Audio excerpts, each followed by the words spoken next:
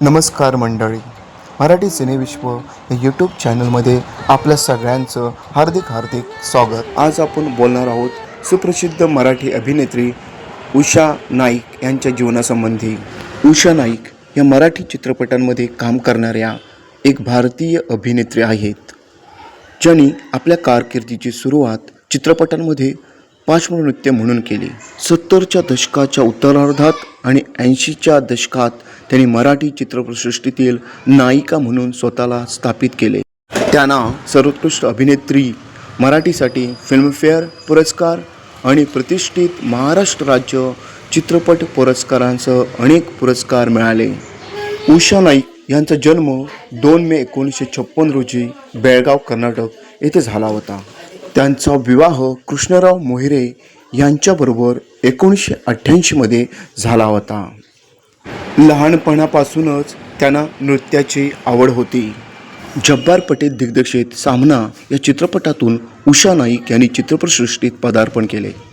त्यांनी लहान वयातच शास्त्रीय नृत्य शिकायला सुरुवात केली, ज्यामुळे त्या गंभीर आणि विनोदी अशा दोन्ही प्रकारच्या भूमिका साकारू शकणाऱ्या अभिनेत्री म्हणून ओळखल्या जाऊ लागल्या. ज्योतिबाचा नवस आणि करावे तसे भरावे यासारख्या चित्रपटांमध्ये छोट्या भूमिकांमधून सुरुवात केली आणि नंतर अनंत माने यांच्या पंचरंगाची पंचप्रकरण मध्ये त्यांना एक मोठी भूमिका मिळाली. त्यानंतर त्यांनी अनेक मराठी चित्रपटांमध्ये विविध प्रकारच्या भूमिका साकारायला सुरुवात केली. हळदी कुंकू आणि देवा शपथ, खरे सांगेन यासारख्या चित्रपटांमधील त्यांच्या भूमिकांचे कौतुक झाले. कलावंतींमधील त्यांच्या कामासाठी महाराष्ट्र सरकारने त्यांचा सन्मानही केला आणि देवा शपथ खरे सांगेन मधील अभिनयासाठी त्यांना फिल्मफेअर पुरस्कार मिळाला. अभिनयाची म्हणण्यापेक्षा नृत्याची आवड त्यांना लहानपणापासूनच होती.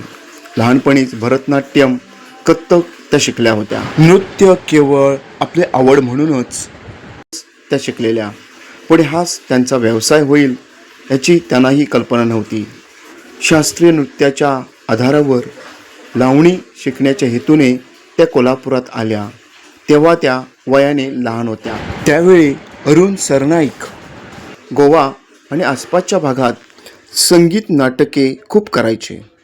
त्यांचा बेळगावचा संगीत नाटकाचा एक ग्रुप होता. त्यांना उषा चांगलं नृत्य करते याची त्या ग्रुपला कल्पना होती.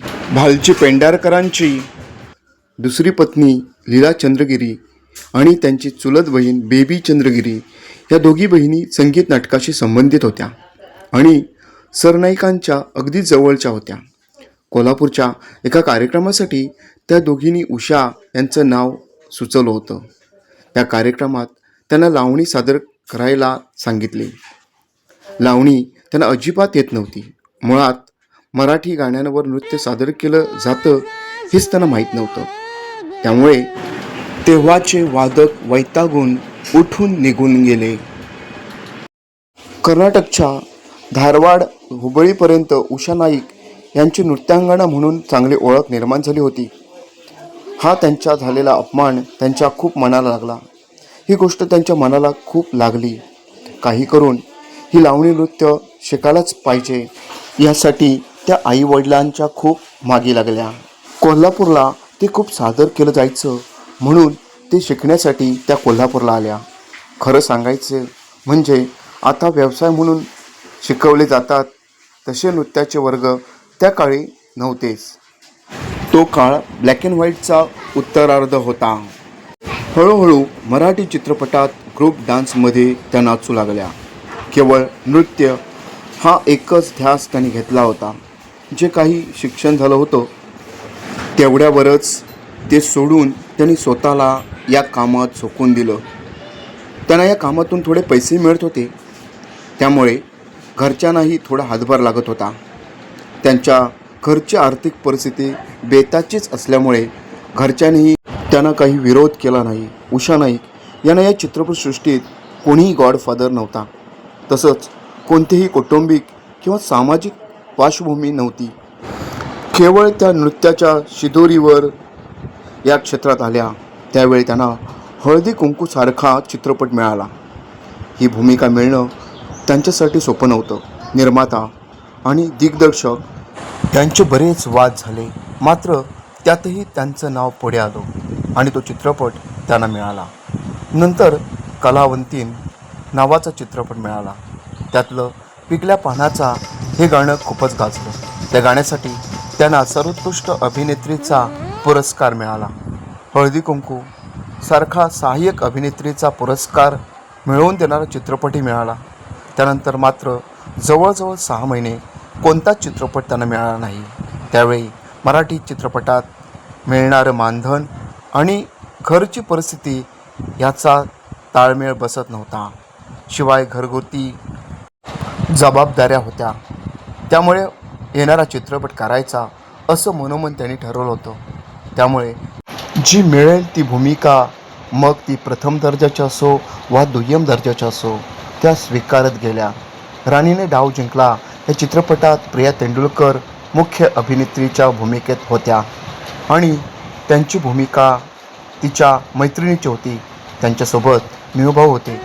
तसेच माळावरचं फूल यातही प्रिया तेंडुलकरांची मुख्य अभिनेत्रीची भूमिका होती आणि उषा नाईक यांना दुय्यम भूमिका होती. पण या दोन्ही भूमिका दुय्यम असल्या तरीही लक्षात राहण्याजोग्या होत्या. अलका कुबलबरोबर तर अशा अनेक भूमिका त्यांनी केल्या आहेत. आवर्जून सांगण्यासारखं उदाहरण म्हणजे नवसाचं फूल या चित्रपटातील खलनायिकेची भूमिका. त्या नेहमीच चांगल्या भूमिका वाट्याला आल्याने कोणतीही भूमिका करताना कधी आवडीनिवडीला प्राधान्य दिलं नाही. त्या करत गेल्या. त्यावेळी काम करत राहणं ही माझी गरज होती अशा त्या सांगतात. म्हणून अनेक लहान मोठ्या भूमिका केल्या, पण त्याचं कधीच त्यांना वाईट वाटलं नाही. बन्या बापू, अनोळखी, दुनिया करी सलाम, हळदी कुंकू, देवा शपथ खरं सांगेन, त्याचबरोबर आई, नवरे सगळे गाढव, चांदणे सिंपिझ्झा, माफीचा साक्षीदार, संसार, पाखरांचा, पायगुण, जगावेगळे प्रेम कहाणी अशा जवळपास 125 मराठी चित्रपटात त्यांनी वेगवेगळ्या भूमिका केल्या आहेत. नृत्यप्रधान चित्रपटांबरोबरच गंभीर आणि विनोदी भूमिकाही त्यांनी तशाच पद्धतीने वठवल्या होत्या. हळदी कुंकू या चित्रपटातील त्यांच्या भूमिकेसाठी त्यांना महाराष्ट्र शासनाचा पुरस्कार मिळाला होता. देवा शपथ खरे सांगेन या चित्रपटातील भूमिकेसाठी उषा नाईक यांना सर्वोत्कृष्ट अभिनेत्री म्हणून फिल्मफेअर पुरस्कार मिळाला. हिंदी, भोजपुरी, ओरिया, कन्नड अशा विविध भाषिक चित्रपटातही त्यांनी काम केले. शिवाय काही चित्रपटांसाठी नृत्य दिग्दर्शिकाही म्हणून त्यांनी काम केले. काल रात्री 12 वाजता या चित्रपटासाठी त्यांना उत्कृष्ट नृत्य दिग्दर्शिकेचे पारितोषिक मिळाले. कोल्हापुरातील नृत्य क्षेत्रातील युवा कलाकारांनी नृत्यकर्मी पुरस्काराने त्यांचा सन्मान केला. महाराष्ट्र राज्य मराठी चित्रपट पुरस्कार सोहळा या पुरस्कार सोहळ्यात अभिनेत्री उषा नाईक यांना व्ही. शांताराम जीवनगौरव पुरस्कार प्रदान करण्यात आला.